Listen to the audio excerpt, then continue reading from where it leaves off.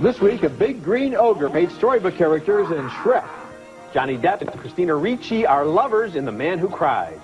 And Nicole Kidman is a dancehall diva in Moulin Rouge. This has got to be the first movie to utilize Nirvana and The Sound of Music. I think there's a pretty good chance that's true.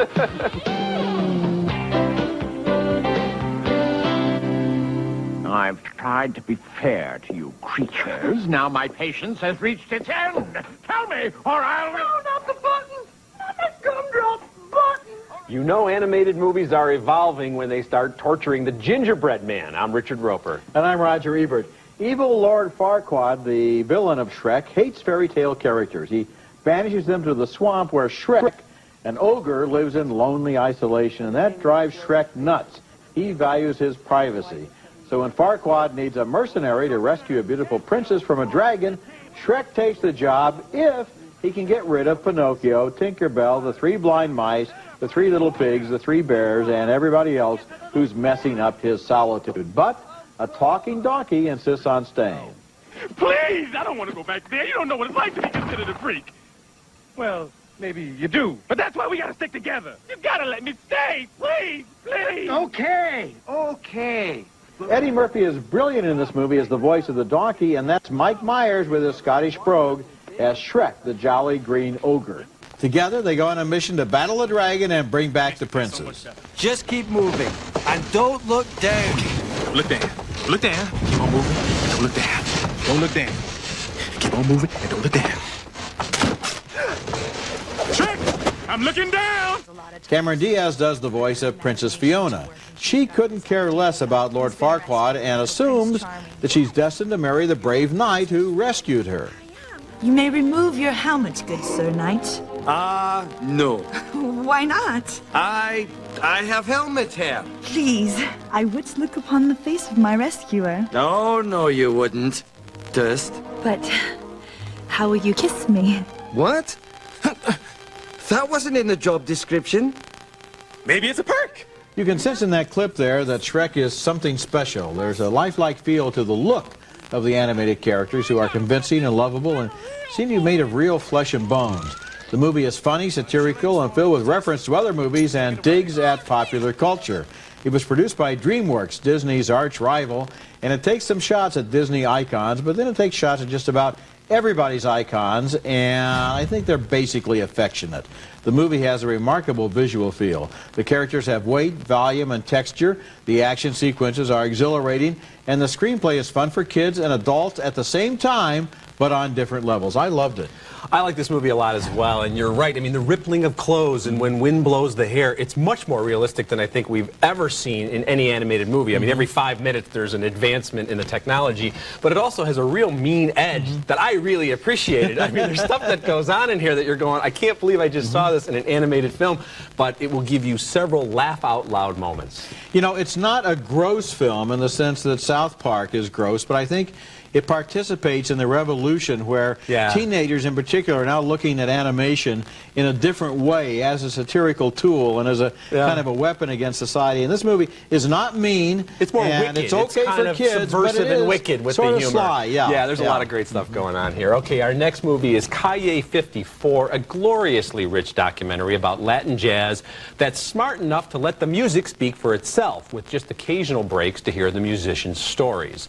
Now, in a way, this is a concert film because for the most part we get to enjoy the tunes in their entirety, but the musicians don't play in front of an audience. They're playing in a color-coordinated, stylized studio setting. They're playing for each other and for the camera.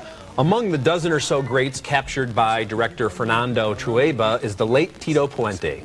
Quiero presentarles algunos murales que tenemos aquí, porque esto es para nuestra juventud, para que ellos siempre se acuerden de nuestra música y nuestra cultura.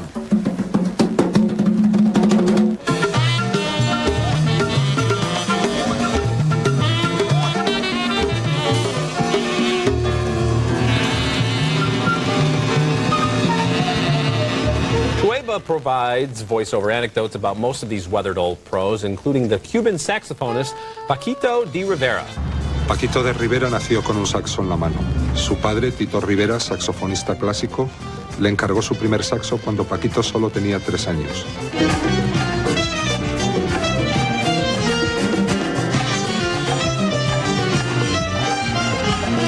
creative Chano Dominguez, whose fingers dance staccato ballets across the keyboard, is also featured. How about that?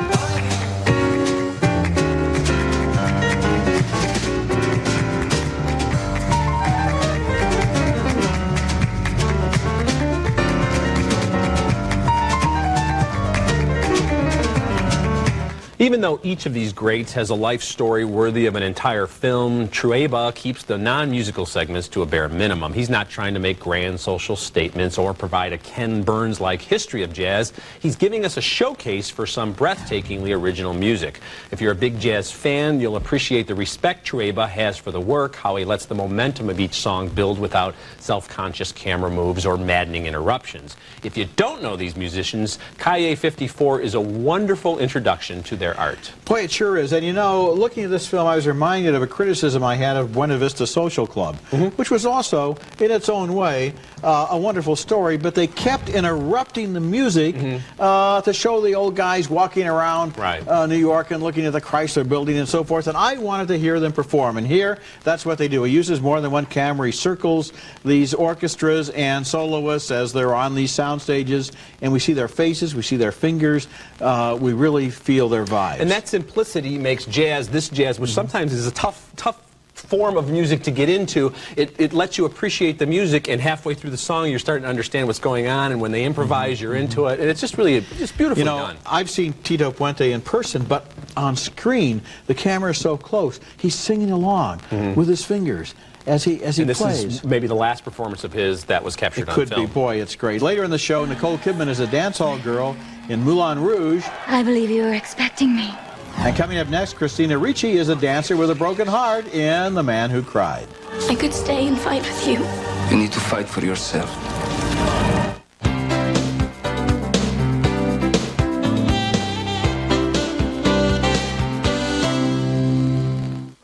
If you want to make a man want you, and only you, you must smile.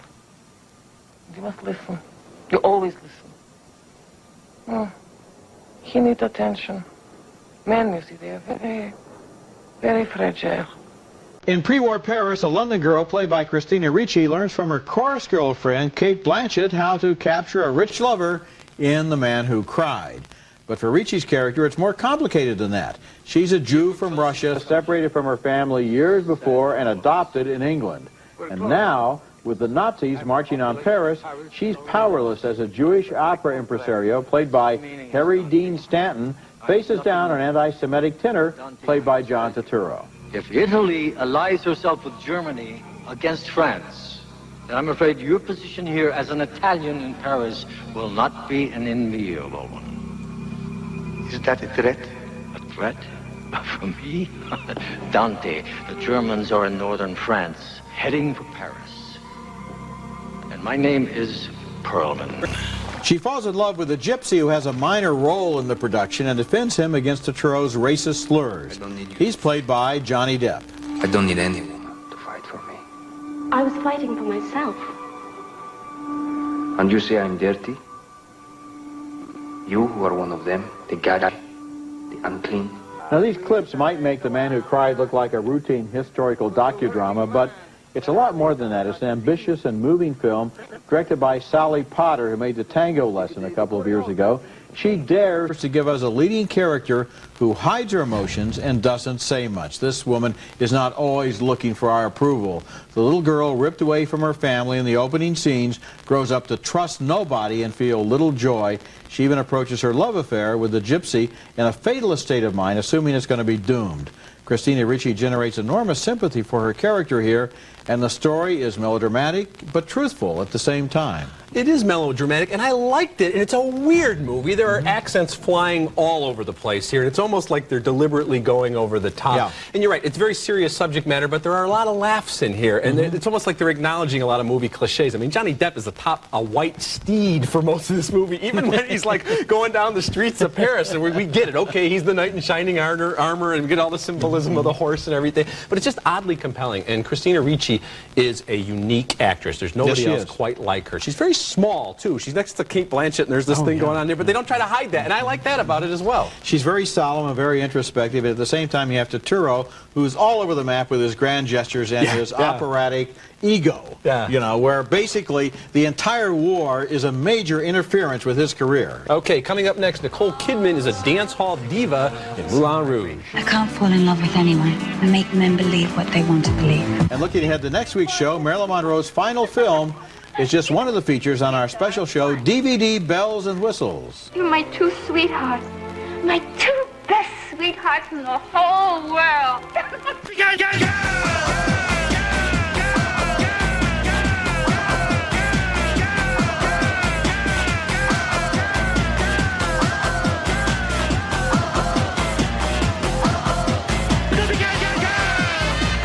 The city of Paris cartwheels into the 20th century in Moulin Rouge, a vibrant kaleidoscope of music, dance, color, and sensuality from Romeo and Juliet director Baz Luhrmann. Ewan McGregor is Christian, an aspiring writer who joins the bohemian underworld and quickly falls for the actress and courtesan Satine, played by Nicole Kidman.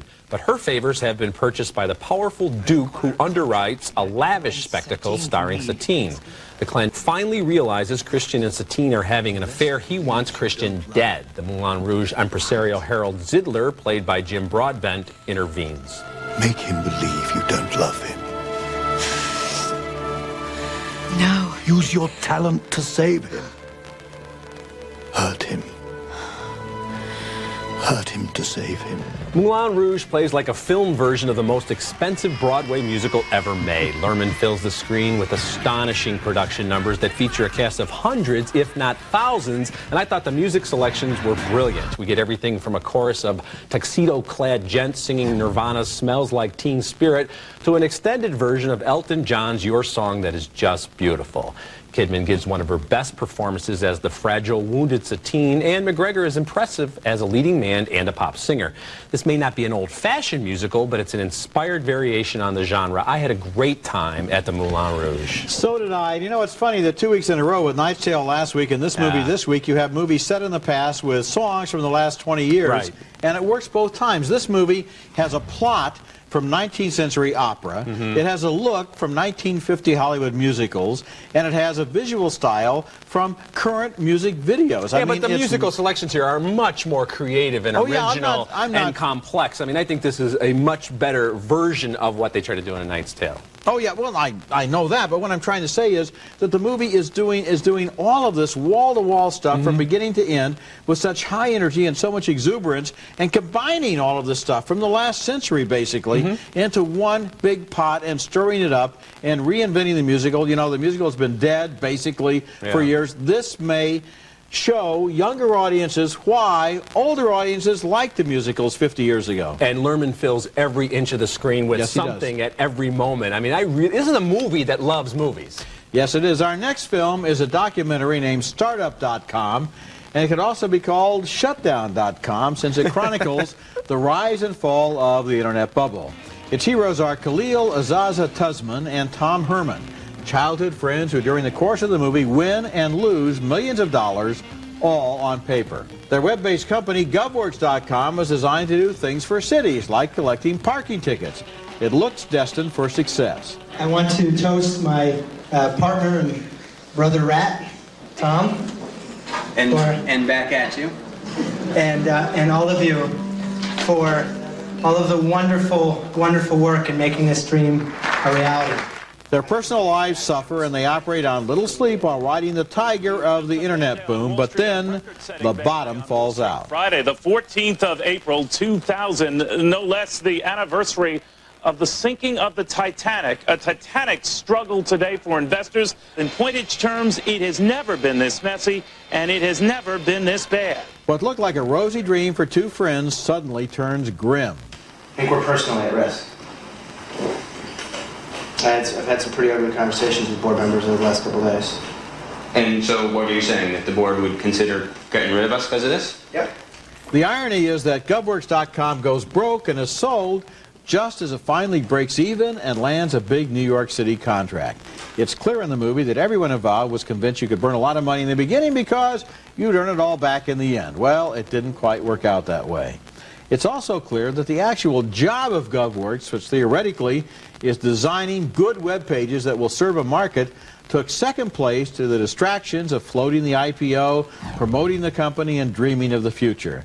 There are a million stories on the web, and a lot of them are just like the one in startup.com. They capture it so well here. Yeah, there's a scene very late in the process where they realize that their search engine is terrible. They've already gotten tens of millions of dollars for this company, and now they're going, oh, there's a problem with the actual product. I really like this movie, and the access, obvious, to these two guys. They thought they were going to be Bill Gates and Steve Jobs, so their cockiness and confidence allowed them to say, okay, fine.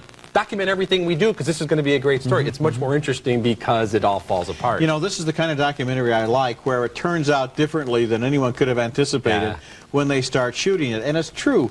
All of the emphasis is on the IPO and talking to the venture capitalists and being on talk shows and eating in restaurants and driving in cars and talking on cell phones.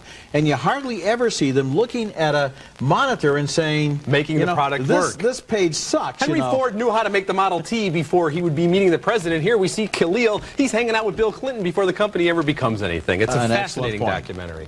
Okay, coming up next, my video spotlight shines on the underappreciated Marisa Tomei. You want to come up? Oh, yeah. I can't believe I asked him up. Am I ready for him to come up?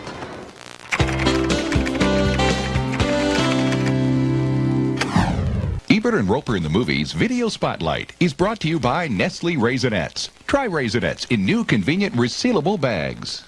Winning the Academy Award for Best Supporting Actress in 1992 for My Cousin Vinny didn't exactly catapult Marisa Tomei to superstardom. In fact, she was the unwitting subject of an unfair and totally untrue urban legend that her name was accidentally announced as the winner that night.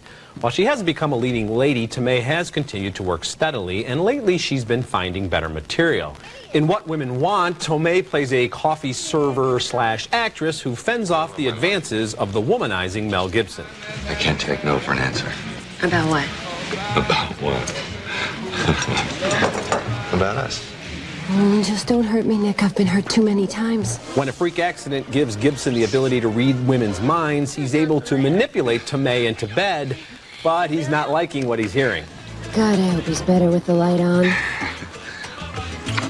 He's so all over the place. Just do it already so I can start faking it. There's on Leno tonight? You okay? Nothing against Helen Hunt, but I wish Tomei had played the lead in What Women Want. She's more beautiful than she was a decade ago, and she has such a winning quality that it's a shame she's usually relegated to second-tier roles in movies like this and the recent Someone Like You. Now that the writer's strike has been averted, here's hoping somebody writes the part for Marisa Tomei, who's the reason What Women Want is in my video spotlight. When we come back, the movie Answer Man is in.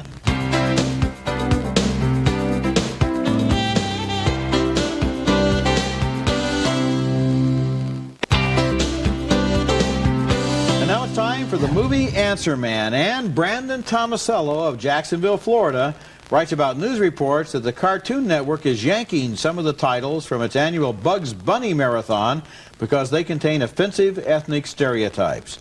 So what's up with that, Doc? Well, of course, almost all cartoons are innocent and timeless, but I've occasionally been jarred by images that are clearly offensive. African Americans and Mexicans and Indians seen as stereotypes. Those old images have the power to hurt. And adults may be able to look at those older movies and make allowances for the historical context of ancient cartoons, but kids see them differently and more directly and don't have any filters in between, and we don't need to give life to those hurtful images in a new generation. The movie Answer Man thinks the Cartoon Network is doing the right thing. Okay, recapping this week's movies, 2 big thumbs up for the groundbreaking Shrek, 2 more thumbs up for Calle 54, 2 thumbs up for Christina Ricci and The Man Who Cried, 2 more thumbs up for the lavish Moulin Rouge, and 2 thumbs up for the internet documentary Startup.com. Remember, you can hear our reviews at ebert-roper-movies.com and read us in print at suntimes.com. Next week, we'll be back with a special show about DVD bells and whistles. And until then, the balcony is closed. You know, we haven't had an all thumbs up show probably since last holiday season. Yeah, but my thumb is highest up, I think, for Shrek, because that one really does stand in a category of its own. I like Shrek a lot, but I like Moulin Rouge even better. I really, really enjoyed every second of that movie. 1-800-CONTACTS. Exact same contact lenses delivered to your door for less than you're paying now. Call 1-800-CONTACTS. We deliver. You save. Some home pregnancy tests aren't as clear as they could be. But improved Clear Blue Easy has clearer lines than any leading brand, so one test is all it takes. Closed captioning for Ebert and Roeper in the movies is brought to you by... When I needed muffler service, Dad said there's just one name to trust. Make it Meineke. At Meineke, you'll get a lot, but you won't pay a lot.